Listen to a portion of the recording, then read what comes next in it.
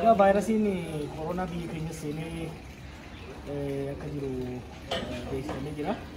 Karaan vaayirasiin kun itti darbu tuttuqaadha.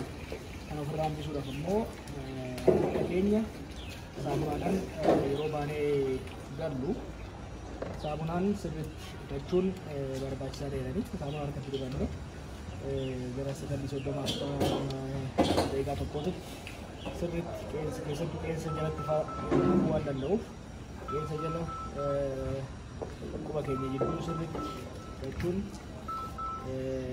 vaayirasichi yoo akka tasaa yeroo deemnu yoo baanee gallu harka keenya yookaan tuqu taate gara afaan keenya funyaan keenya keenya tuqannee yeroo tokko akka rakkoo akka nutti hin dabarre akkasumas immoo namoota akka waggaa fuunu daa'imman keenya waggaa tokko rakkoon vaayirasichi akka hin dabarreef gargaara waan jedhameef kanuma uummata keenya jajjabeessuudhaaf kan godhaa jirra. Kanaaf uummanni keenya yeroo baatanii galtan yeroo geejjibaan deemtanii deebitan amma danda'anitti harka keessa sirriitti saamunaa hidhachuudhaan ofiis maatii keessanis ollaas firootas warra hojii hojjettanis